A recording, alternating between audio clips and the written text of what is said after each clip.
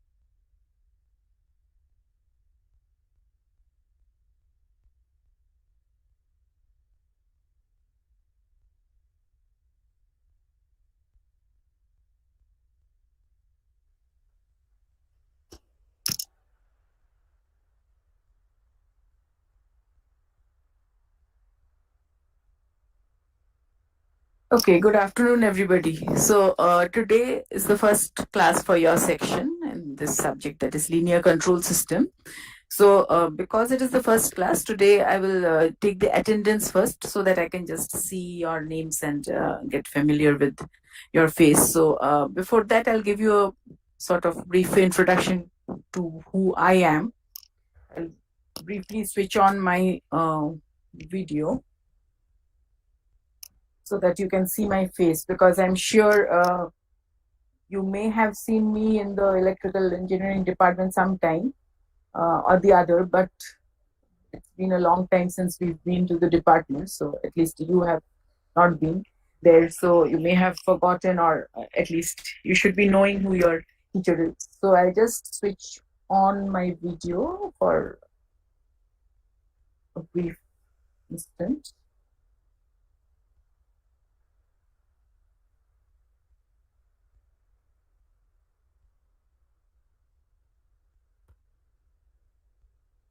Right.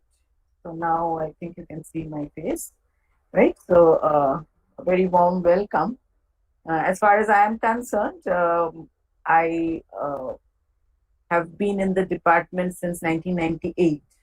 That is when I joined as a faculty member of this electrical engineering department. I hope you can hear me, right? If you can't, just tell me. So I did my bachelor's, that is BEE, from your department itself, from our department, that is Jadavpur University. And then I went over to what was then the Bengal Engineering College, IIEST, for my master's and PhD. And then I came back to Jadavpur University to join as a faculty member, right? So I'll switch off the video. I hope you have seen who I am, right?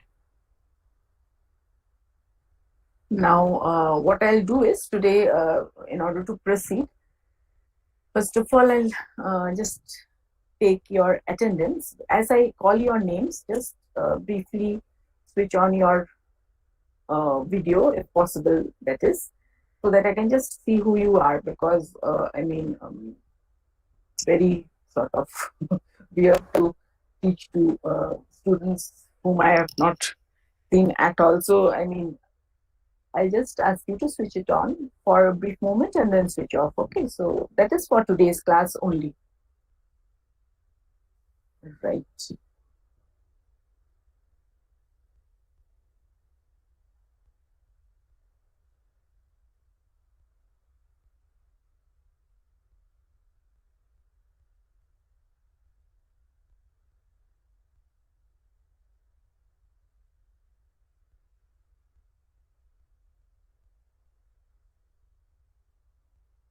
Okay, so please say whether you are present when I call out your name, and also switch on your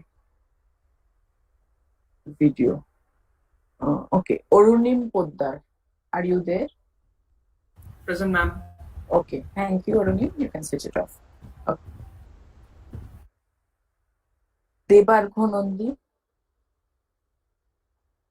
Debargho Shomodip Das. Present, ma'am. Okay, yes, thank you, Shomodip. Rishabh, sorry, Rishabh Borua, Mohammed Zahiruddin. Present, ma'am. Okay, thank you, Zahiruddin. Ankit Karji, Ankit Karji. Present, ma'am. Okay, thank you. Jogata Mistri, Shankodip Ghosh. Present, ma'am. Okay, thank you, Shankodip. Onusmit Shaha, Onusmit. Ishika Ghosh. Present, ma'am. Okay, thank you, Ishika. Sri Rupa Dotto, Yes, ma'am. okay, Sri Rupa, thank you. Sri John Mondol, Present, ma'am. okay, thank you. Swapnil Sengupta, Vidipto Roy, Choudhary Siddhar, sorry, Sarkar. Sorry about that. Okay, okay. Thank you, Shorja. If possible, later on we can see your face next class or something. Kallol Datto. Present, ma'am. Okay, Kallol. Niket De. Sure. Aniket is not there. Satyajit Jana. Present, ma'am. Can we see your face? Yes. Okay. Thank you, Satyajit. Vishwajit Rajok. Yes, ma'am. Okay, Vishwajit. Jakwan Shahir Siddiq. Rizwan Ahmed Sheikh. Oh, Jakwan is there? Okay, okay. Present, ma'am. Rizwan. Okay. Present, ma'am. Rizwan, I didn't see your face.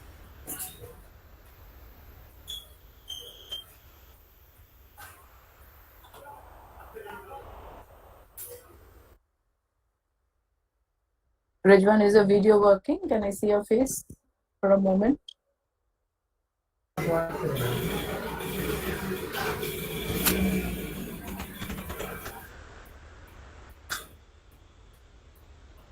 Remember, it's not working. Okay, okay, no problem. Okay. Yash Bajoria,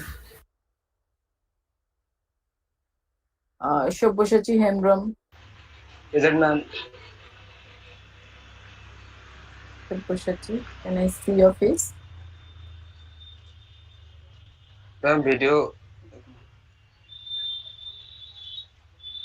Okay, that's all. Thank you. Shubhashi Shok, Present, ma'am.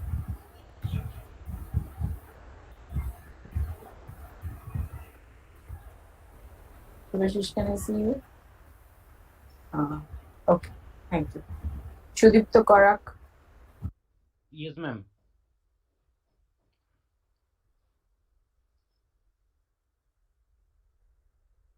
Shudipto, I didn't see your face. Actually, ma'am, my webcam is not working. Okay, okay, okay, no problem. Abhishek Ghoshal, Yes, ma'am. Abhishek. Okay, thank you, Abhishek. Ujjwal Mondol, Present, ma'am. okay, thank you. Anita Kumari Gupta. Yes, ma'am. Okay, thank you, Anita. Excuse me, ma'am. Pronoy Pramanik. Excuse me, ma'am. Yes, Ma'am, you didn't call my name. your name does not appear in the list your friends sent me. Okay, what's your roll number? Ma'am, 1121. Okay, let me insert it just a moment. Your CR has sent me a list, but just a moment. Your name does not appear there, so let me just insert the name 1121, right? Yes, ma'am. And your name is what? Zinulenda Namchu. That's what I see, right? Yes, ma'am.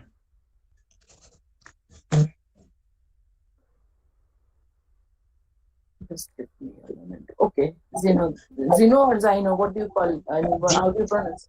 Zeno. Ma'am, Okay, Zeno. Okay, fine. Thank you. Pronoy Pramanik. Binoy Sharkar. Partho Hazra. Partho Hazra. Right. Arpan Kumar Chaki. Yes, ma'am.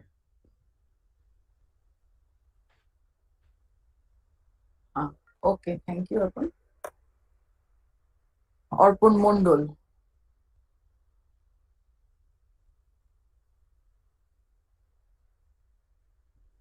Soham Mondol. Soham Mondol. Animesh Das. Titash Burman. Yes, ma'am. Titash, your webcam is not working. Is it? I didn't see your face, however. Did anybody see that? I saw the fan. Titash, one more time, please.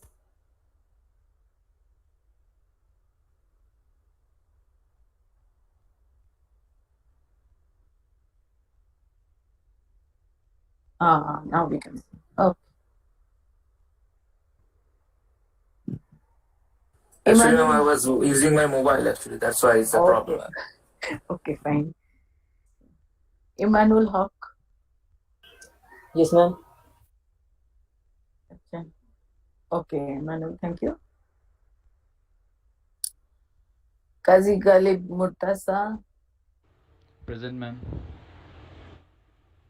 Okay, thank you, Kazi.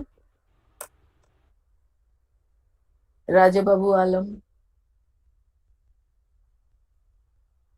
Saad Ma'am? Akram. Ma'am? Yes. Ma'am, I am Parthoira. I am present in What's the your roll class. number? What is your roll number? 1126. Oh, Partha, didn't call you? Okay, sorry, I missed. No. Actually, network is very bad. Okay. Okay, no problem. Thank you. I've marked you, Partha. Saad Akram.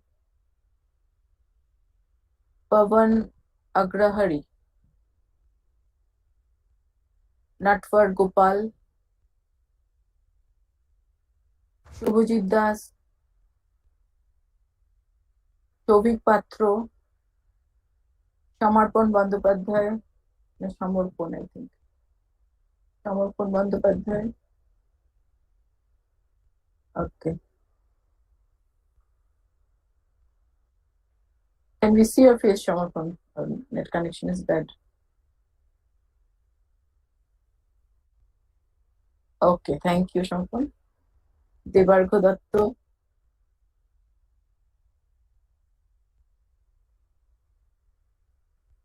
Sejyuti Karmakar Arkaprabhu Majumdar Partha Present, ma'am. Arkaprabhu, right? Okay, thank you. Parthasarathi Bhattacharya. Present, ma'am. Okay. Yes, thank you, Partha. Tribikram Dhar. Okay, thank you, Tribikram. Priyobrato Singho. Priyobrato. Okay, thank you. Moyuk Vishwas. Present, ma'am. Okay. Moyuk can be yes. Thank you, Moyuk. Turbo Mitro. Yes, ma'am. Okay. Can we see your face? Yes. Thank you. Mohammad Danish Alam. Neha Agarwal. Present, ma'am. Neha, right? Okay. Okay, thank you. Shommo Chakraborty. Rupkatha Chando. Aditya Mishra. Ashim Sahu. Saurav Patra. Debmallo Datta. Yes, ma'am. Okay, Debmallo, can we see your face? Yes, ma'am. I'm waiting for the camera to start.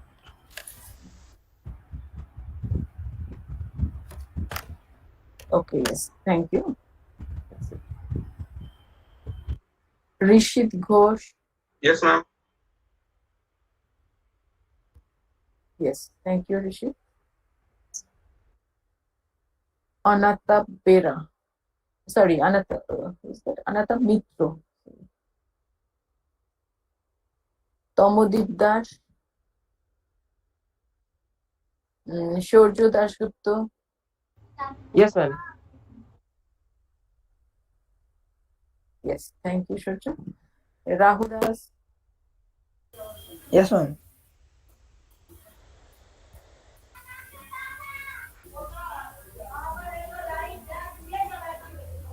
Rahul, can we see you? We can hear you, but we can't see.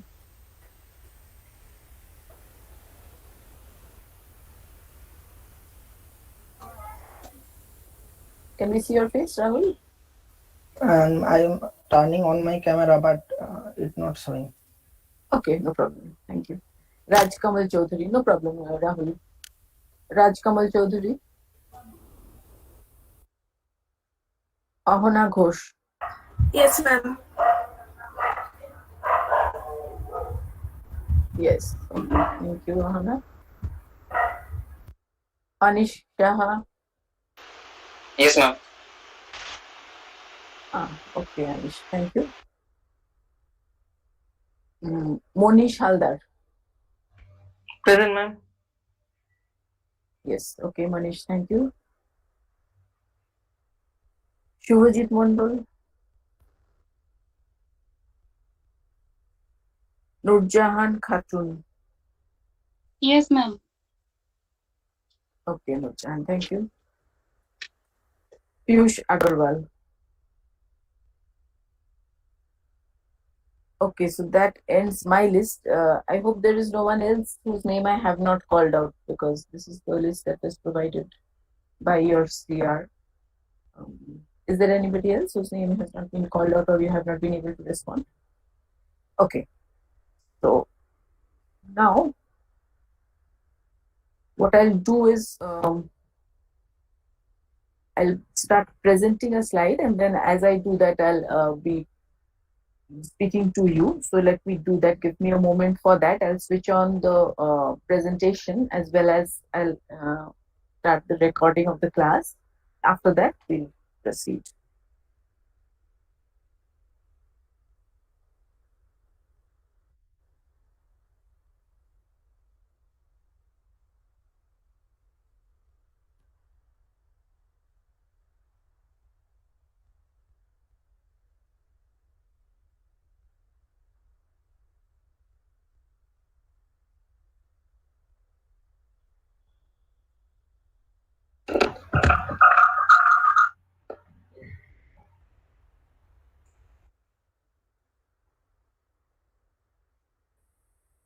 Okay, can you see the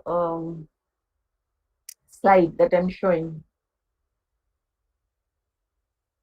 Is it visible? Yes, ma'am. Let me also turn on the recording and then I'll proceed. Just a moment.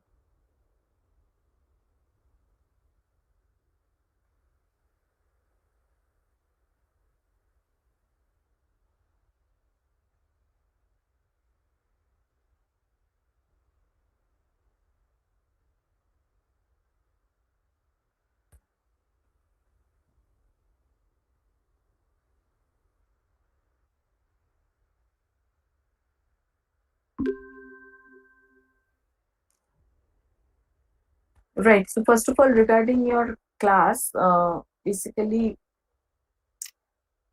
as per the routine, the class has been allotted to this slot, that is Wednesday 12 to 1. You must have also seen that there is another slot on Thursday 12 to 1, I think, if I'm not mistaken.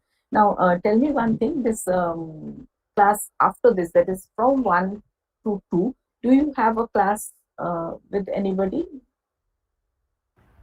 Yes, ma'am. Is she taking the class? Sir, ma'am, it will not be taken today. It will not be taken Okay. this today, but from the next week, I guess. Okay, has ma'am contacted you and said that she'll be taking the class in that slot? Yes, ma'am. Okay. And the class immediately before this, do you have that? Say Yes, ma'am. 11 From to 12? 10:30 to 11:45, we have a class. 11:45. Okay. Okay, so actually I was planning to extend this class a bit every week so that we do not need to meet the other day, because you might be aware that in that the other class that you have on Thursday, there is I mean, on alternate weeks, I am supposed to take the class along with Professor MM. And I mean, since we are, all of us are actually, I mean, joining from our respective homes, I mean, it doesn't make any sense to follow that particular routine. It's going to become, it may become a bit complicated. So I was just thinking that, I mean, if it is possible, I would be extending the same class, today's class, either, I mean, to half an hour ahead or half an hour after this. So anyway, since today is the first, today's class is the first class, we'll just, I mean, proceed as it is, and you don't have the class today. So I'll be extending a bit. Anyway, we spent I mean, substantial time on the roll call today, particularly. Other class, of course, is going to be much shorter, right? So now, I mean, mm, I'll just directly come to what we are, I mean, here to study. So basically, the subject that I'll be teaching you is linear control system, and I will be teaching you part one of that subject. Right. The other part, that's part two, is going to be taught by Professor Madhubunti Moitra. I mean, the abbreviated as MM in your routine, right? So now, I mean, I will be just giving you a brief introduction in today's class, and then, of course, we'll proceed. Uh, I mean, as we go along. So now, as you can see, the slides that you will be seeing over here, I'll of course be mostly using the slides that you see, and these were compiled a long time back by Professor K. Datta, who used to also teach in the department. Unfortunately, he expired, I mean, some years back. But I've kept his name because, I mean, he has a good contribution to make as far as compiling the slides were concerned. So now I'll be teaching you the part one.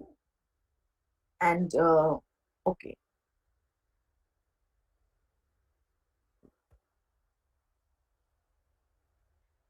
Sorry, can you see slide number 2 over here? Is slide number 2 Yes, visible? ma'am. Okay, Yes, I'll ma'am. try something. Okay, I'll try something. I'll try to actually go to the slideshow mode. Maybe you're going to see it a bit better. If it doesn't work, I'll come back to this mode again. Okay, let me just try. You tell me whether you can see it. Then, of course, we'll proceed.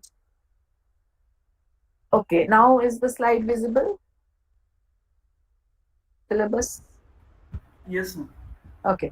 So you see on this slide, the part 1 syllabus has been written in bold letters. You need not really copy it. It's there in the website. So, I mean, this is the syllabus as per the university website, as well as some reference books as per, the writing in the syllabus that is available in the website. However, can you see the next slide? References. This actually is a list of references that you should be following. So I'm showing you slide number 3. I hope it is visible. Slide number 3, is it visible? No, ma'am. That is why I was trying to. Yeah, that is why I'm asking after each and every slide. Okay, what I'll do is I'll stop the presentation and then I'll present the whole screen so that you can see it. Let us see whether it works. Okay. So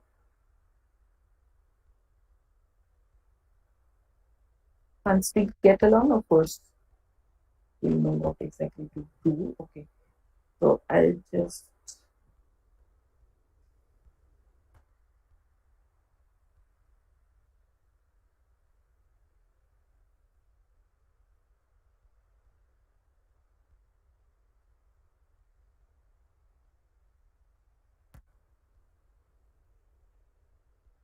okay, can you see? Okay, now of course you'll be able to see. You would be able to see sooner or later, but let me go to the full screen mode.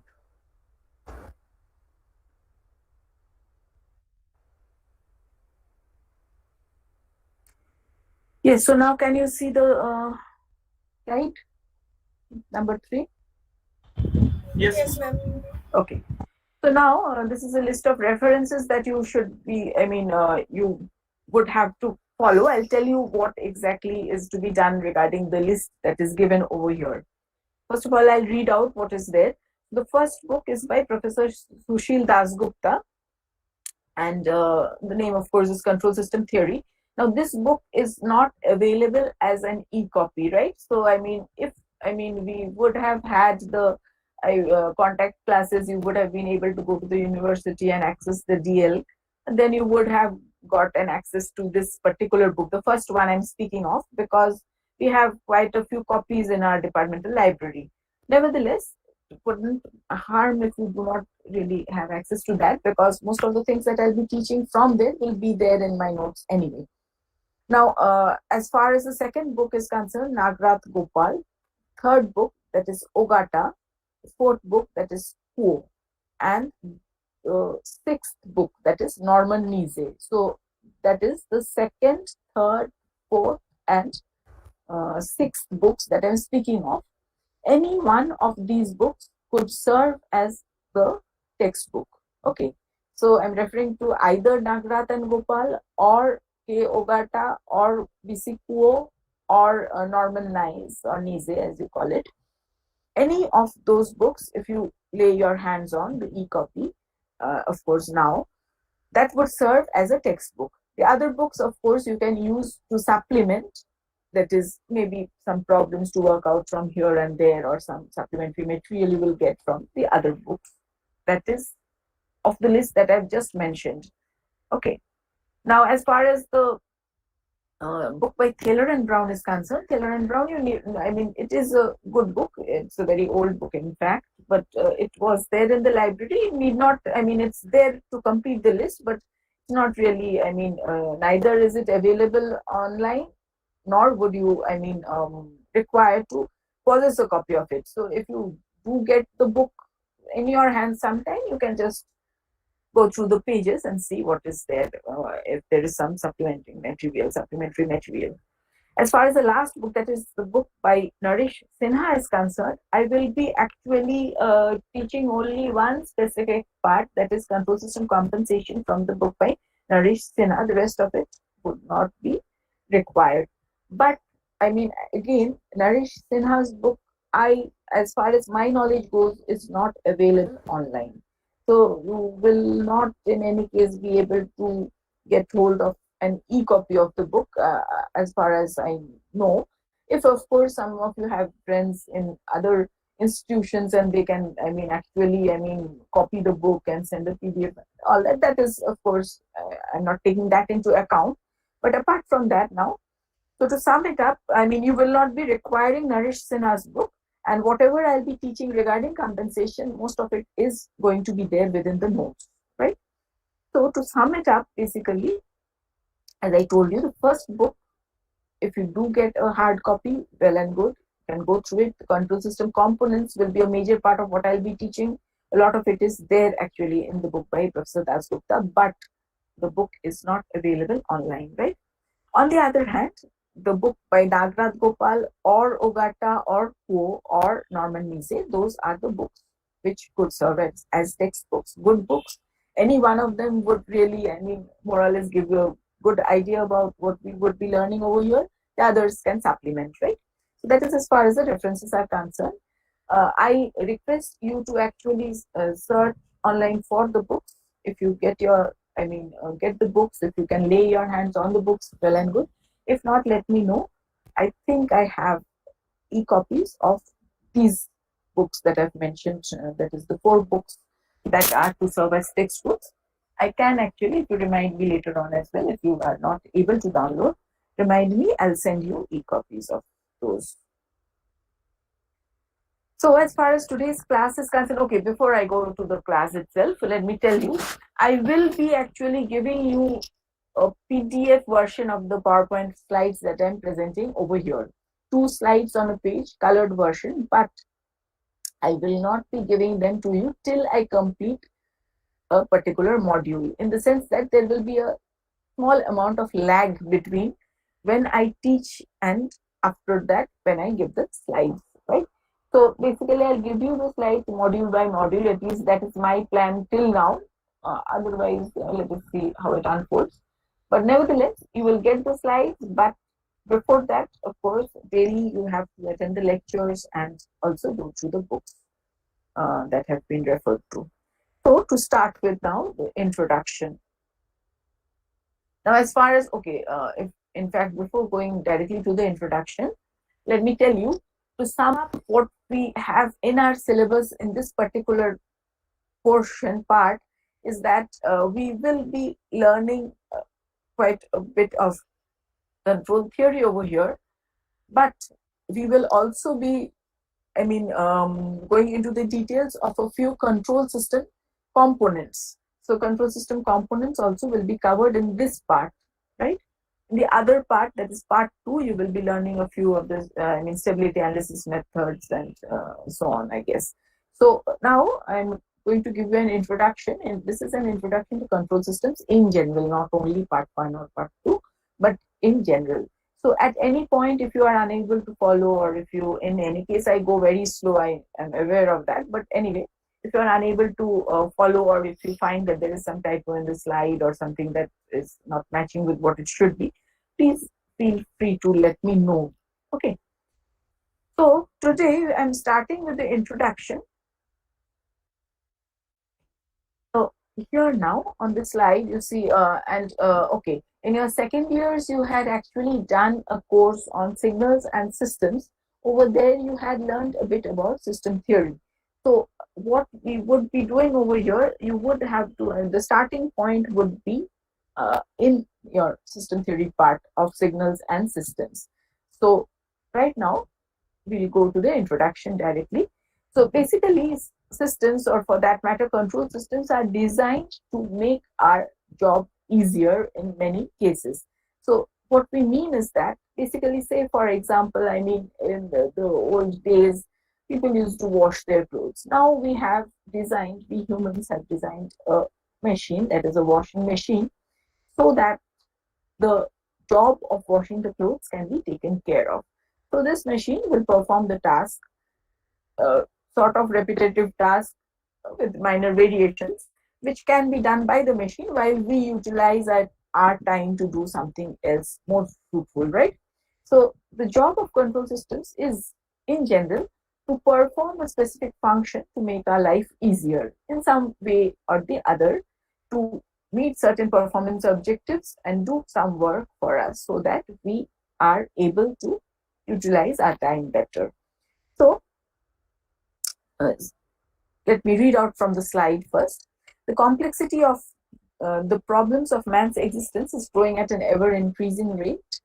Human effort and capacity is replaced by machines and control system wherever possible, so that these may be employed to other problems where it is indispensable, in the sense that when we humans want to do some sort of research, that cannot be done by machines, or for that matter by control systems. So there we need to utilize our thinking and our mind.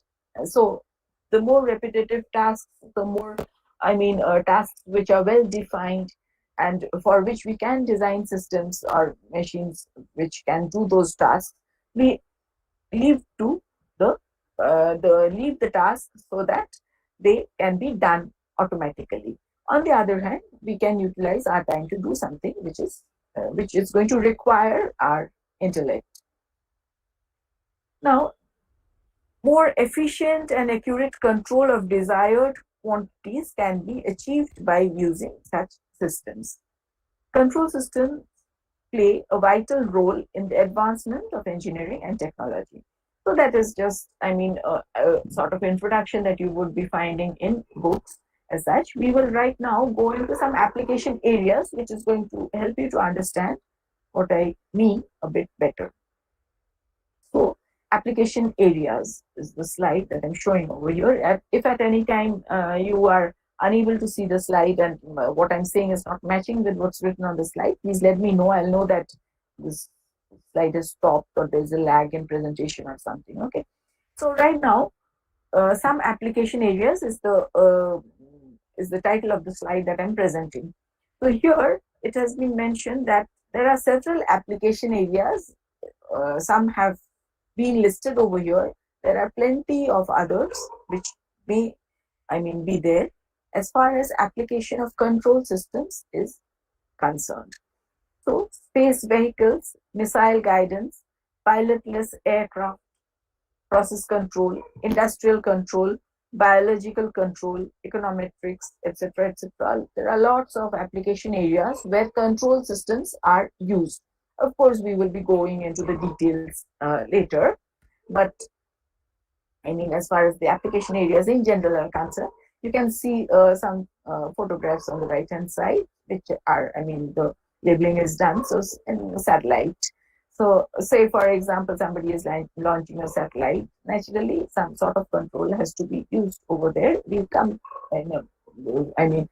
briefly, we come to such details later. UAVs, industrial processes. Sorry. Industrial process means that, say for example, you have an oil refinery or a chemical industry. So control systems would be required in each and every step over there. So here now you see Mars exploration rover is a picture or photograph of the Mars exploration rover. So first of all, to send it to Mars itself would require many aspects of control systems. Now, once it has actually landed over there, it has to explore around, and control systems would be required at each and every step in such a system. Now, artificial satellite navigation system. So you can see over here, this is an artificial satellite and it has been launched. Say, for example, over here, if we assume that it has to have a fixed orbit, an orbit which is at a fixed height from the Earth, right? So now over here, first of all, if somebody is launching it from some point on the Earth and the satellite has to go to a specific height and then orbit at that height, then the guidance of that would be that satellite itself would be requiring the knowledge of control systems, right? Also, say for example, over here you see some panels, solar panels. Say if the satellite is using solar panels to power it up, then what would be required is that these panels should point towards the sun at all points of time, right? So this satellite is of course orbiting, so it's not fixed with respect to space. In fact, being fixed with respect to space by itself is meaningless. So it is a moving object, but it is desired, or maybe the desirable property of this one of the desirable performance objectives of this would be to be oriented such that the panels are facing towards the sun, because we want to power it up by using solar energy. So in that case, what would happen? Okay, I mean the orbit should be first of all designed such that it is going to be able to have the solar panels facing towards the sun. Another thing is that the orientation of the body. Okay, so I mean orientation of the body means that if it is at a particular in a particular orbit, even then it may be that, I mean, is for some reason or the other, this has, I mean, got oriented such that the solar panels are facing down. Down means towards the surface of the earth. So in that case, it cannot be facing the sun, and it is not going to be able to generate energy. So what would be required is that this satellite would be requiring to have an automatic control system such that whenever the orientation is disturbed, orientation in this sense would be referring to the fact that these panels should be pointing towards the facing towards the sun. So whenever the orientation is disturbed, the automatic control system should be able to bring it back to an orientation such that again the solar panels face towards the sun, right? Sorry. So similarly, say for example, if this satellite is being used for a particular objective, say for example, it is being used to photograph the surface of the earth, or to photograph the clouds which are there, above the surface, right? So in that case, again, a camera would be required over here, and that camera would require to be pointing towards or facing towards the surface of the earth. So again, I mean, such orientation, if there is a difference in the orientation, or the orientation is disturbed, then the automatic control system should have the property of bringing back the satellite to its desired position. So that would be requiring an automatic control system. Similarly, now some other application areas which I'm quickly going to go through one by one. So combat aircraft. Here you see the figure or picture of the light combat aircraft. Now it is known as Tejas. It has been renamed. So LCA naturally is LCA is a combat aircraft, a fighter aircraft. Naturally, now it has to have good maneuverability properties. Maneuverability means that it has to, maneuver in different directions. It cannot actually remain in the straight and level orientation like as it is shown over here. For example, if I tell you that, in the case of passenger aircrafts, we require that for a major portion of the flight, the aircraft should be remaining like this, in this position, that is horizontal. Horizontal means, apparently, if I take the earth as, being down over there, and the position should be such that, as we call it, the flight is going to be straight and level. On the other hand, in the combat aircrafts, what is required is the fighter pilot would be, making several moves, and then again coming back to again the initial position, or whatever be the requirement. So in such cases, control systems would be very much required for combat aircraft, as well as for the your transport aircrafts, or passenger aircrafts as we call them. So here, as far as passenger aircrafts are concerned as well, there also, say for example, for taking off, for landing, as well as simply to maintain straight and level flight for a considerable portion of the trajectory or journey, by itself would be requiring control systems. A large number of control systems to control each and every action as far as such systems are concerned. Next, I come to another example or application area, which is an industrial process. So over here, this is the photograph of an oil refinery, within which, of course, this is the outside of it, within which you will be having several, refining of the crude oil is going to take place inside this, and several petroleum products would be separated from the crude oil. So basically, there is a lot of action going on, and for that matter, when I say action, I refer to control. Sort of control objectives being met in the form of control systems working inside such systems. So overall, this can be considered as a control system. On the other hand, we can break it up into the processes, the individual processes that are taking place inside such systems. So control systems would be required to a large extent in such processes. Next, we come to biological control. So now this is a slight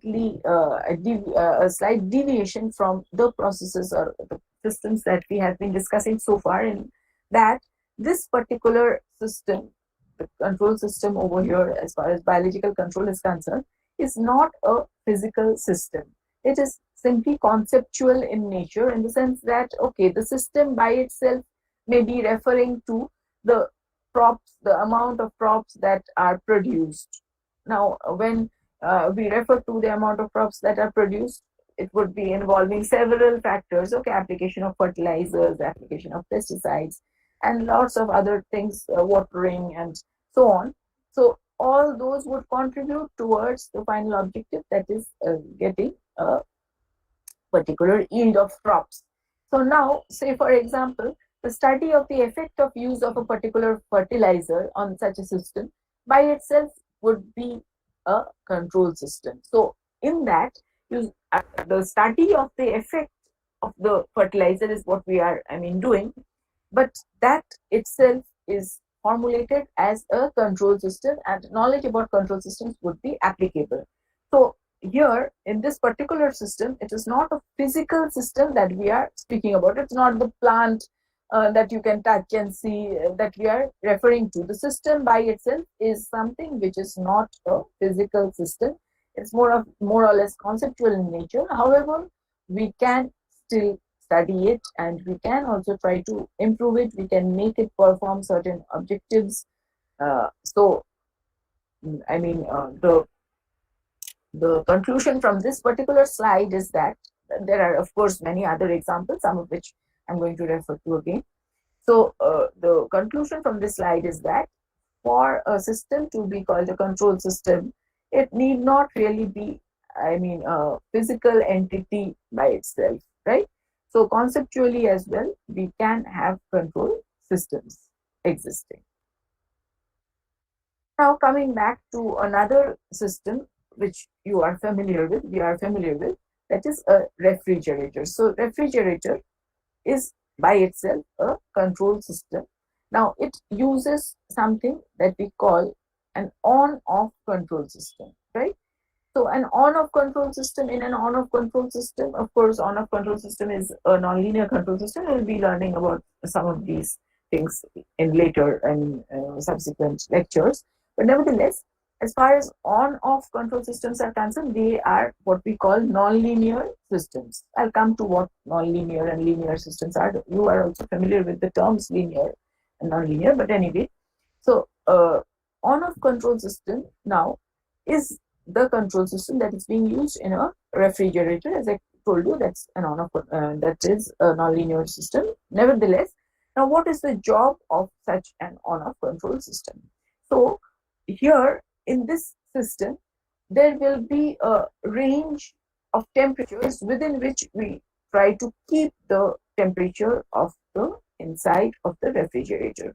So that will be set somewhere. Say for example, you want to keep the temperature in your refrigerator from -2 degrees to say 10 degrees, right?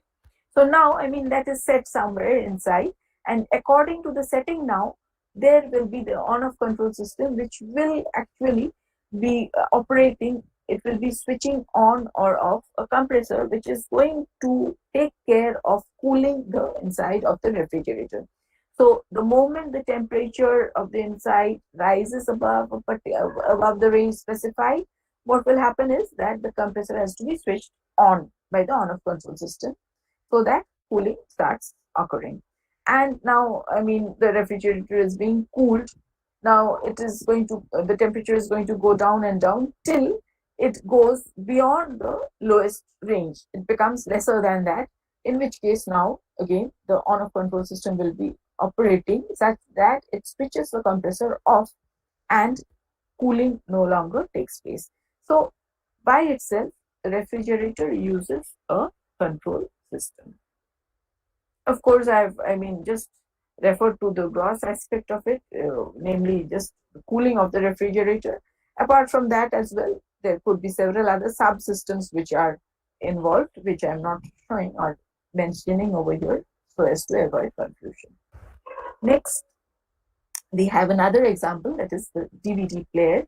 So basically over here again, this is an example of what we call a position control system. Position control system we will be doing in a bit of detail, in fact, in subsequent lectures. Now over here, this is basically showing you that this is called protruding object that you see is called the head. It is actually the actuator arm, and here now the disc will be placed over here. This is the spindle. So now the job of the DVD player is to position the head at a particular point on this disc such that the data that is there can be read.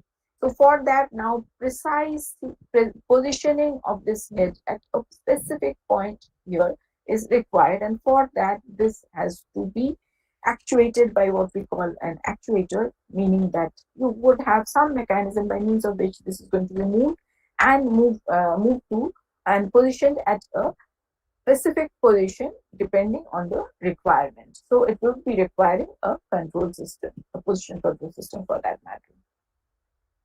Next, we come to another example where control systems are used at each and every step, in the sense that you can see on this slide, of course, the photograph or the picture over here is taken, it's downloaded from the net.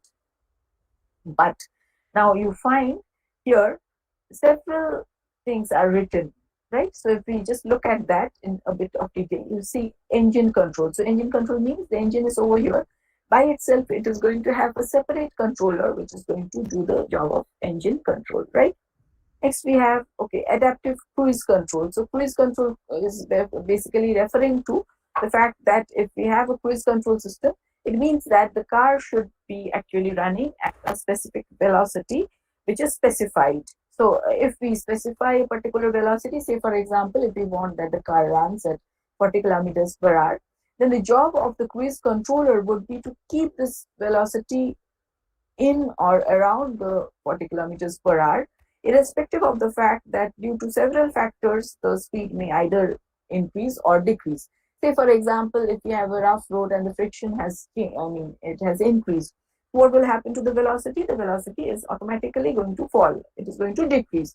But if the cruise controller is there, then the job of the cruise controller would be to automatically increase the velocity to reach the preset level, that is 40 kilometers per hour. Similarly, if the velocity somehow increases, it would be brought back to the preset velocity value of the velocity by using the cruise controller, right? Next, you can see, the throttle control, electronic throttle control will control the throttle, right? Next, you can see, I am just skipping certain things which are written over. You can see active vibration control. So that will be related to the wheels by itself. So the wheels will be rotating and they will be, vibrating. So active vibration control is incorporated as far as the wheels are concerned, right? So you can see, transmission control, electronic stability control, and then you can see, some of the things, active yaw control. Also, I think somewhere the, auto dimming mirror. So that itself will have a controller. There was a place where I had the door labeled. The door by itself will be requiring a control, like seat position control. So the seats, if you want to change the position by itself, it will be having its own control. So you can see over here there are several control actions which should simultaneously take place such that the car would be operating as desired.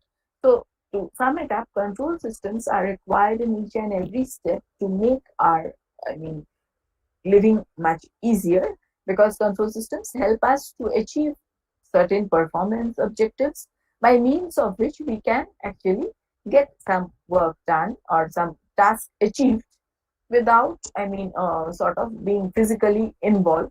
We can design the system, control system properly, and the control system is going to do our job for us. Okay, so next I have, okay, today you said you do not have the next class. Okay, so I'll just, extend by a bit this today. Let us see what happens from next week onwards. So now I'll just be touching upon a brief history of control systems engineering before going into the control systems, directly.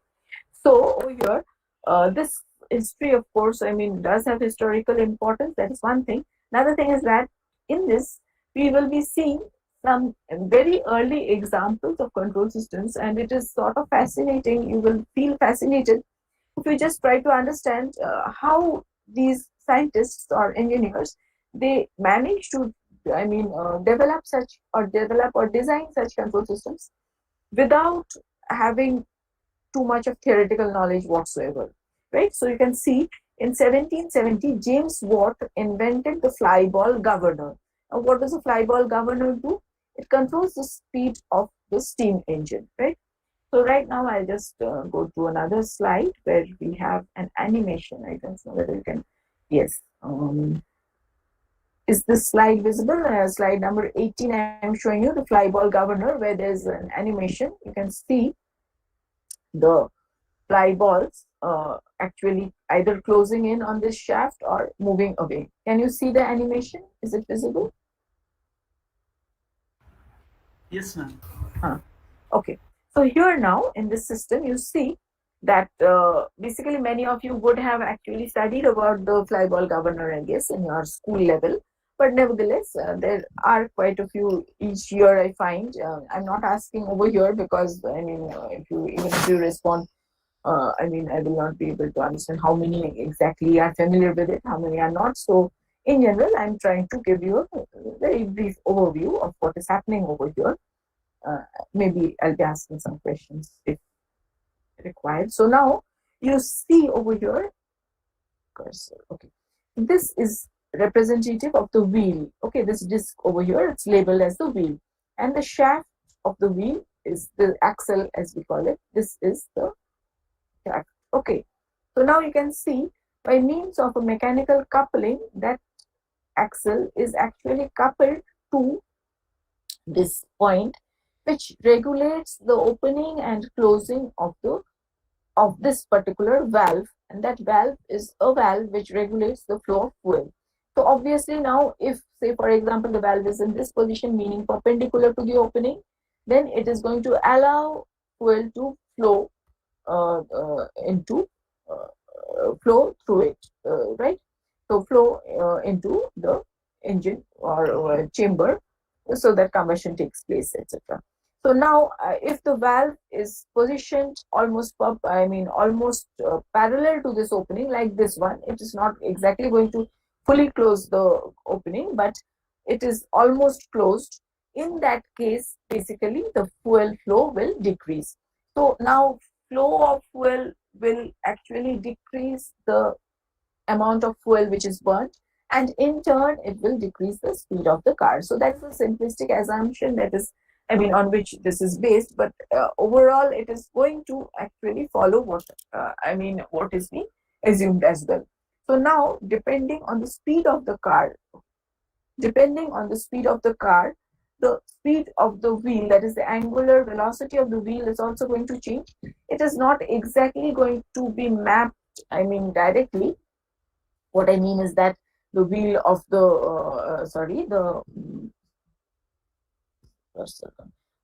angular rotation or rotational velocity of the wheel is not exactly going to be indicative of the velocity of the car, but it has a great extent of mapping, right? So, if the wheel, or rather, if the speed of the car increases now, what will happen? The speed of the wheel will also be increasing. So that will in turn increase the rotational speed of this shaft as well, right? So when this velocity is going to increase, angular velocity is going to increase, what happens? This is the position, meaning the fly balls are going to be flying apart. So the moment the fly balls fly apart, what will happen is, okay, this is the position. You can see the coupling over here, the mechanical coupling is such that the valve is going to close or almost close. So that will make the amount of fuel which is flowing, that is going to be decreased, and that is in turn going to decrease the speed of the car. On the other hand, when the speed of the wheel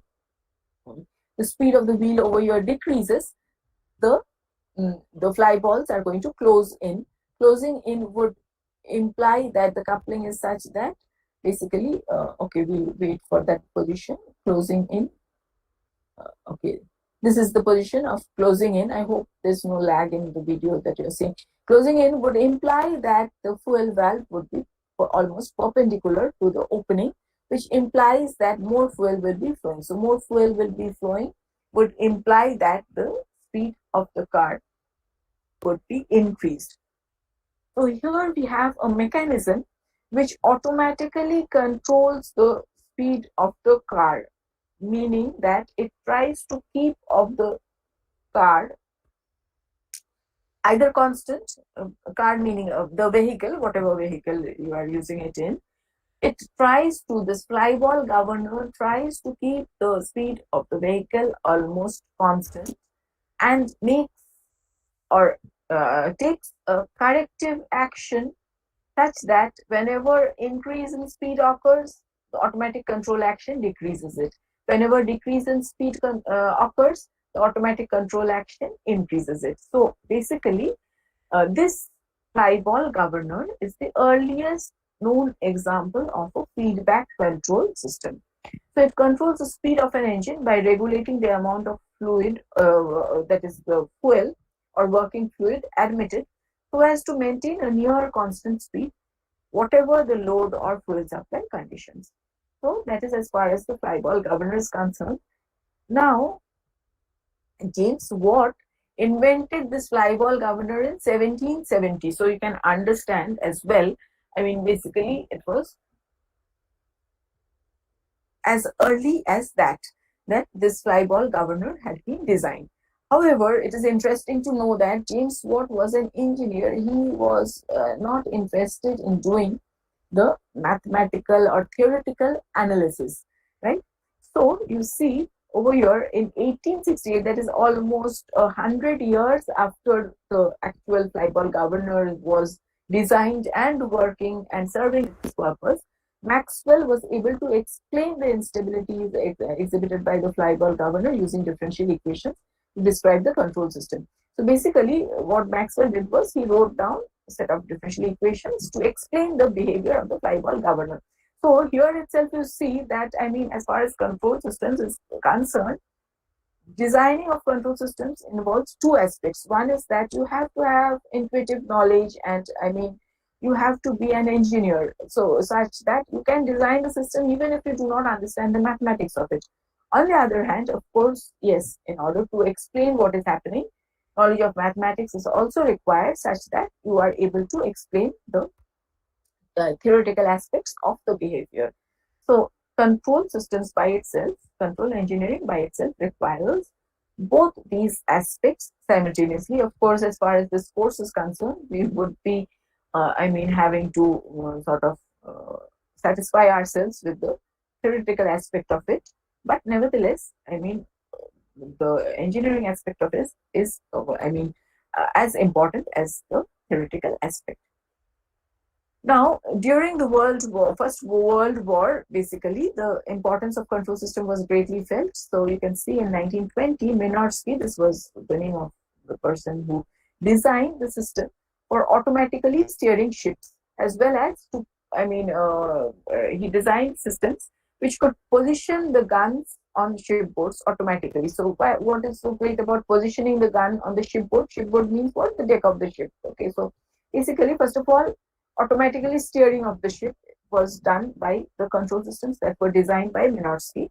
The next thing is that, okay, now this was the World War that we are speaking of, the First World War. So that time, what happened? I mean, what required to be done is that these ships were using guns to shoot down enemy planes, right? So now, if guns were actually placed on the deck of the ship, these guns needed to be pointing towards the target, namely the aircraft or whatever object they were interested in. The guns needed to point towards the target at each and every instant, and that is notwithstanding the fact that the target could be a moving one. So what was required is that automatic positioning of guns was required, such that any change in the position of the target would require a change in the position of the gun. So Minorski designed such systems which could automatically change the position of the guns on the shipboards. Next is in 1934, Hazen first developed the general theory for what we call a servo mechanism. Now, this term is a term which you are going to encounter. You are in fact going to do experiments also. Of course, in your class, you are not going to do the experiments, but we do have the experiments designed for you anyway, which pertain to the servo mechanism as it is called. Now, what is a servo mechanism? So, servo mechanisms were actually, the earliest known examples of control systems. I'll just show you. I'll go to another slide. I hope that slide is visible. So, what is a servo mechanism? Servo mechanism is a feedback control system in which the output is some mechanical position, velocity, or acceleration. So basically, a system in which the output or the quantity of interest is some sort of mechanical position or velocity or acceleration, such a system would be called a servo mechanism. Now, on the right hand side, you see an animation of a specific system, specific machine, which uses a servo mechanism. Now, over here, you see the job of the machine is to feed, punch, and cut the, raw material over here, such that the raw material that you see over here, there is a sheet which is coming in, a sheet of metal, and this cutter is being, it is being thrust up and down, and by means of that, what is happening is that this sheet that is coming from that side is being cut into some sections, which is the requirement over here. Also, some punching is done. Okay, so basically, to cut it into specific width sections which have a specific width, and also to punch a hole in each of them. That is the objective that this machine is performing. Now, over here, this whole mechanism would be requiring to position this cutter exactly at a specific distance away from the previous one, such that the cut occurs and sections of equal width are obtained. So positioning over here is of interest to us. So if a mechanism is to be designed for such positioning such a cutter, and as well as if required, changing the speed of this job that is coming from that side, this sheet of material that is coming from that side, the whole thing would be requiring a servo mechanism such that the positioning can be done properly. So this is a specific example that we have for a servo mechanism. However, in any control system where basically we are interested in either the position or the velocity or the acceleration, such a system would be called, such a feedback system would be called a servo mechanism. We'll come to what a feedback control system specifically is, though you do have a bit of idea in your system theory, I'm sure, but anyway, we'll come to the details of the definitions of the terms also subsequently, not now. Another slide which shows you another system which employs a servo mechanism is shown. So let me read out what is given over there. Servo mechanism is a traditional term applied to describe a closed loop electromechanical control system that directs the precise movement of a physical object such as a radar, antenna, or a robot arm.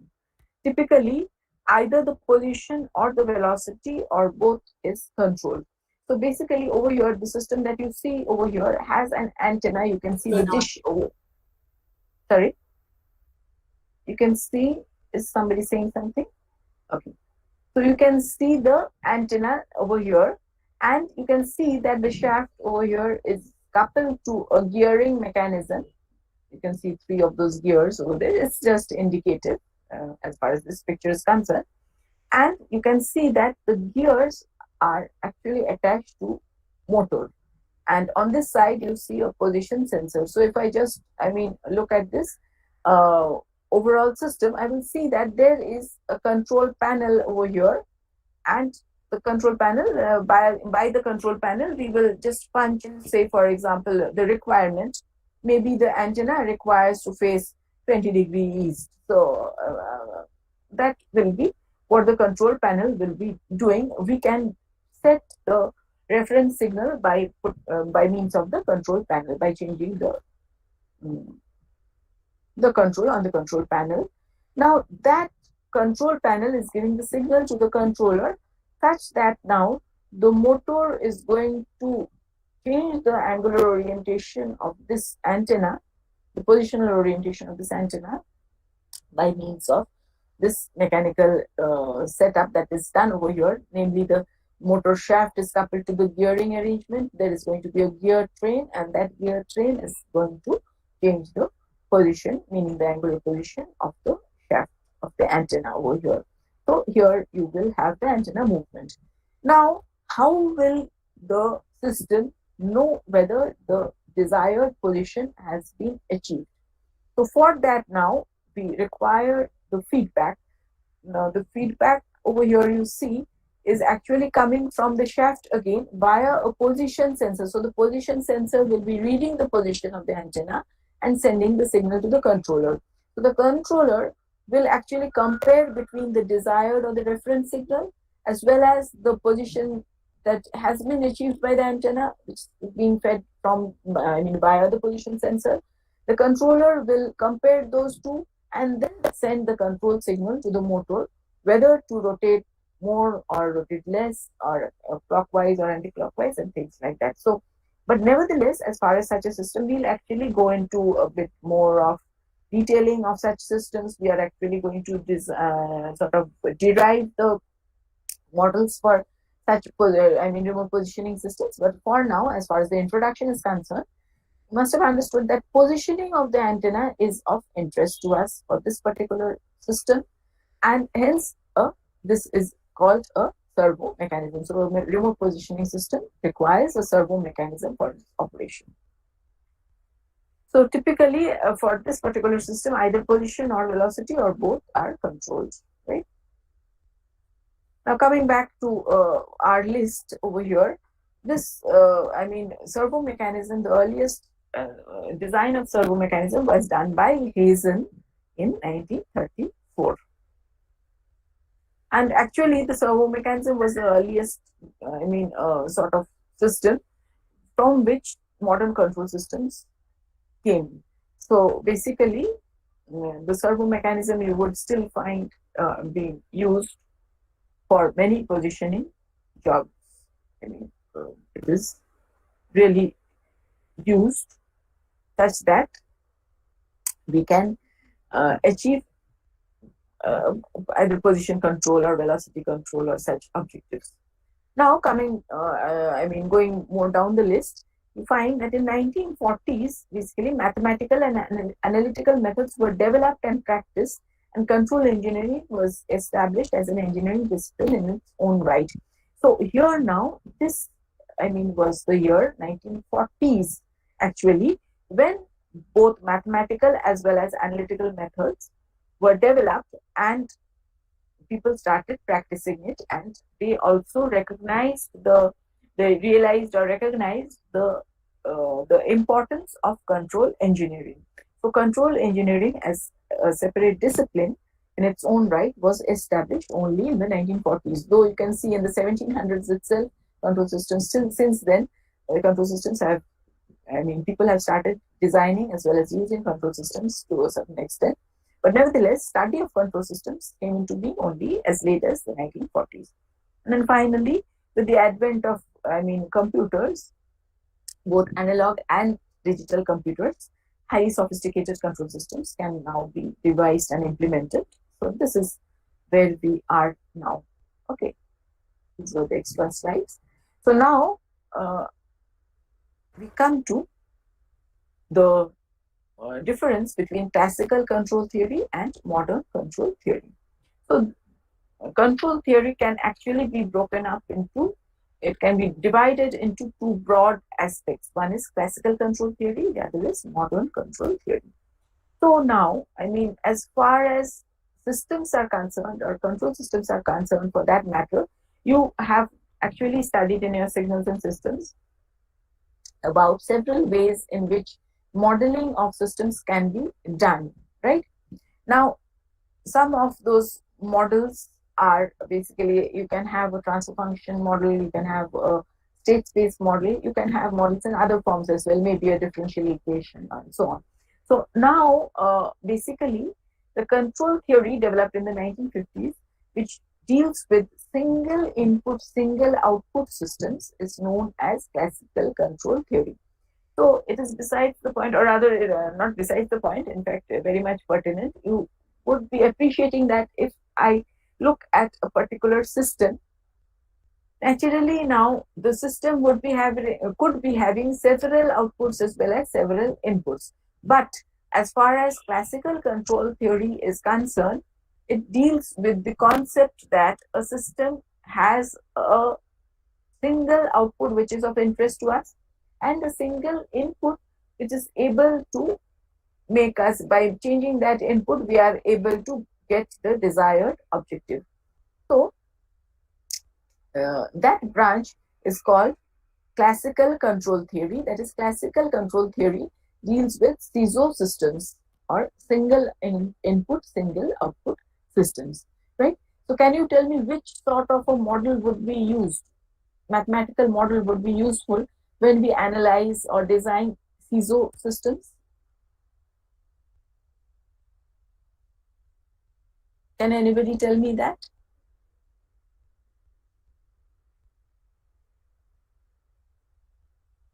I already mentioned just a bit earlier, just a while earlier, that models may be present in different forms. If you have been following, you would be recollecting that. And of those now, which form would be most suitable if I want to look at the control system as a CISO system? Which model would be used to analyze a CISO system?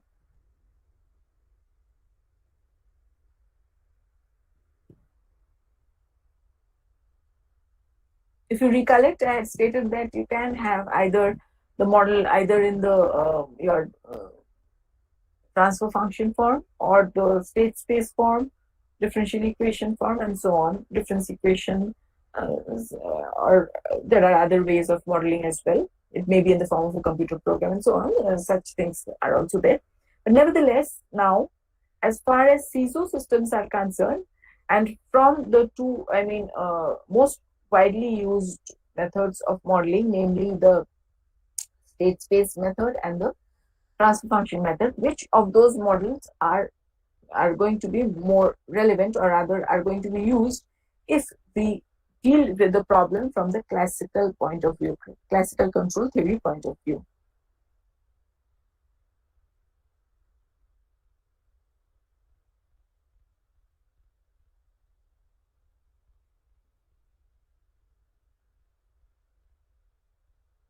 In a state space model of a system, how many outputs, how many inputs are there? Do we have a single input or multiple inputs in general?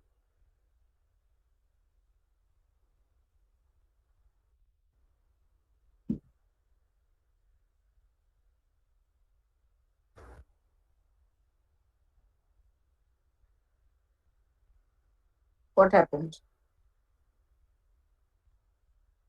Can you hear me, by the way?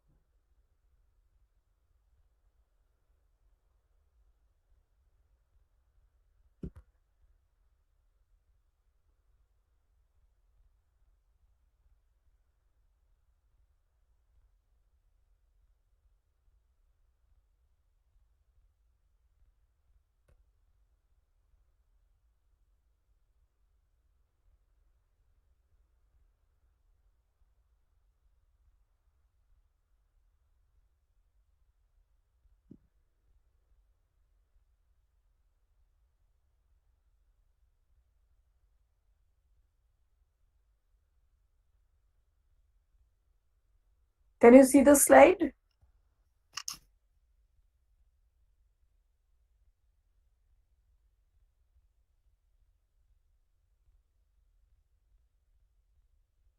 Okay. So can you hear what I'm asking now? This of the transfer function model and the state space model, which of those models uses a single input and single output?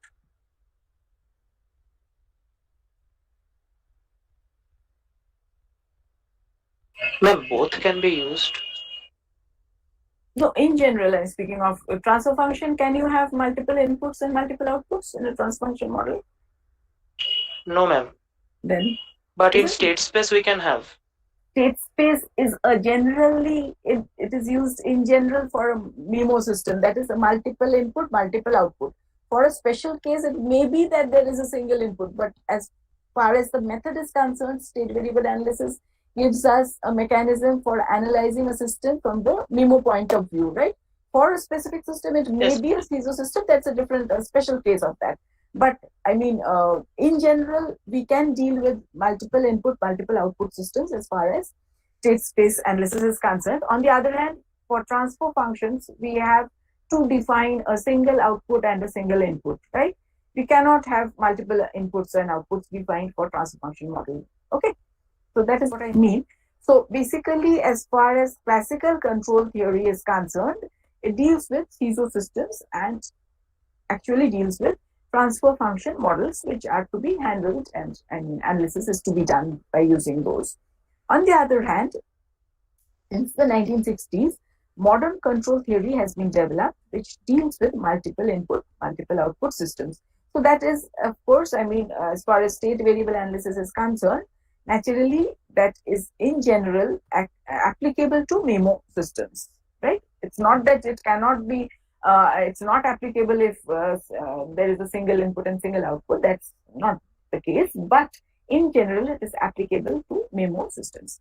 So modern control theory, you can see, was developed later, that is in the 1960s, and it is able to cope with the increased complexity of modern plants and involves a large number of equations. So if there are a large number of equations involved, higher order systems with different higher order systems, of course, I shouldn't be saying that is also valid for transfer function CISO systems. But I mean, systems involving a large number of inputs and outputs and equations thereof, that is dealt with in modern control theory only, right? Broad aspects of control theory, namely the classical control theory and the modern control theory. As far as this course is concerned, however, we are mostly going to concentrate on classical control theory, right? But you should also, I mean, not for my course over here, but you should keep the knowledge that you acquired in signals and systems. Over there, you had studied state space models. You should keep that handy as well, because as far as modern control theory is concerned, you would be requiring state variable analysis as well. It is very useful to analyze control systems. But nevertheless, as far as this particular course is concerned, we are going to stick to classical control theory. This part 1. So some other examples of control systems before we end today's class, some of which are given over here. So traffic control system, driving system of an automobile, autopilot system which steers a rocket vehicle in response to a radio command. So a command is given, and accordingly now the autopilot is automatically going to pilot the vehicle to a desired, target maybe, or via a desired path. Maybe the path to be followed has been spelled out and the command signal has been given. So automatically the autopilot will take care of that. In chemical processes, control systems are used. Economic inflation dynamics also. Control system analysis can be done. Now, of these two things I would like to mention is that this last system that you see over here, economic inflation dynamics, is not a physical system, right? You cannot touch it, you cannot see it, but it is conceptually a system. You can study the inflation, economic inflation that is taking place, the dynamics, and then, in fact, take corrective measures or, take some actions thereof and design the system but you will not be able to touch it or feel it, meaning that it is not a physical system, the last one that I'm speaking of, right? All the others are physical systems as such. I mean, you would have to have some components or some sort of computer programming to be done and then implemented and all that, right? That is one thing. Another thing I would like to mention over here is this first system that we see over here is somewhat different from the rest of it. In what way? Now, here I would like to state two terms. One is modulating control and the other is sequential control, right? So all the second, third, fourth, fifth, examples that I've mentioned over here on this slide are examples of modulating control. And as far as this course is concerned, we will be concentrating on modulating control itself. So you will be going into the details of that also in subsequent lectures as well. On the other hand, the first system that we see over here, traffic control system, is what we call a sequential control system. So you actually have a separate subject called, I think, macros and sequential systems, or for that matter, I think it's sequential systems are separated subject under the new syllabus, if I'm not mistaken. But anyway, so sequential control systems are not going to be studied over here in this class. However, I'll just show you an example of the traffic control system. Here, just a sort of schematic diagram, you can see, where you can see several intersections, traffic intersections are visible. So now at each of these intersections, you find that there are signals which are going to go from red to yellow to green and then change. Now, what factors are going to dictate the changes that are taking place over here? If we have an automatic traffic control system, then basically the changes in the signals over here are going to take place according to the algorithm which has been fed and according to which the sequential control system has been designed. So maybe, when this turns red, this turns yellow, and at another junction it turns green. So after that, this has turned red. Maybe there's a timer after which, say after 50 seconds, this is going to turn yellow, and then another 10 seconds, this is going to turn green, and that keeps on and on. So, that is it. On the other hand, if we consider the case when several traffic signals may be coupled, that also may form a single system, in which case now change of this signal is going to change the other signal to a particular light, to a specific light, depending on what your requirement is, and a third one to a different light. So basically, what is occurring in such cases is that the traffic signal is changing color sequentially, after this one, then that one, then that one, etc., etc. It is an example of a sequential control system. However, as far as our course is concerned, we are going to concentrate on not sequential systems, but only on modulating control systems. So I think this, yes, so this is just the red shown to you. So we are going to stop today at this particular point, knowing that in this class we are going to deal with systems which are basically modulating control systems, and for that matter, they are all going to be linear control systems, but more about linear and non-linear, etc., in subsequent classes. So I'll just get out of the slideshow mode, as well as then stop recording and stop presenting.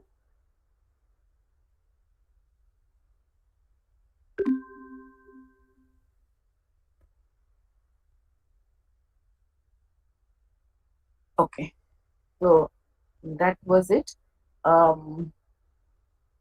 will take the next class on next Wednesday again at 12 o'clock. Okay, then we'll see when we can accommodate in the next week. This week, of course, we have actually completed 1.5 hours of lecture, but let us see whether we can. My preference would be to actually continue this class for an extra half hour as I've done today, or start half an hour early if possible. However, if the corresponding teachers of the previous class as well as the class which is after this take the classes in the allotted hour, then that will not be possible. In that case, we would have to decide on another class for the other slot. Other slot meaning the alternate class that the class that we have, which is going to alternate in, your alternate weeks. That is, as far as this class is concerned, it is going to remain on Wednesday this period, and I will be taking the next class next Wednesday at 12 o'clock. Did you understand what I said regarding the timetable? Yes, ma'am. Okay. So I think if you have any queries, you can ask, or otherwise, that's all from my end. Thank you.